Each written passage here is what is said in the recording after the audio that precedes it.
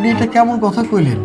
হ্যাঁ, আমি মানতেছি আমি গরিব হইতে পারি, কিন্তু অন্যের জিনিসের প্রতি আমার কোনো রকম লোভ লালসা কোনো কিছুই নাই। আপনি শুধু শুধু আমার ভুল ভাবতেছেন। চাপ! ছোট লোকের বাচ্চা। আপনি আপনি আমার গায়ে হাত তুললেন? মারবো না কি করব? তোমাকে চুম্মা খাবো? বাজারে যাবি, টাকা চুরি করবি, মিথ্যে কথা বলবি, আবার মুখে মুখে তর্ক করবে?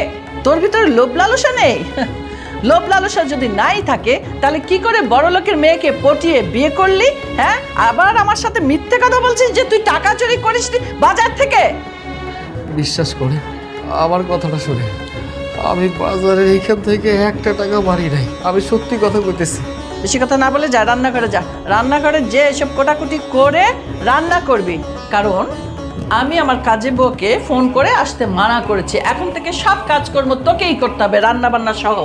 তুমি একদম ঠিক কাজ করেছো মা, কারণ এতটুকু একটা বাড়িতে দুইটা কাজের লোকের কোনো দরকার নেই।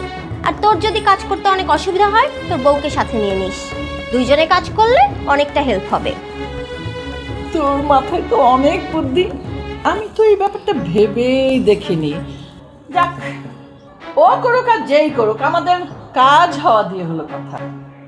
মা, আমার রুমটা না অনেক অপরিষ্কার হয়ে গেছে, কি করা যায় বলো তো? যা পরিষ্কার করে ফেল।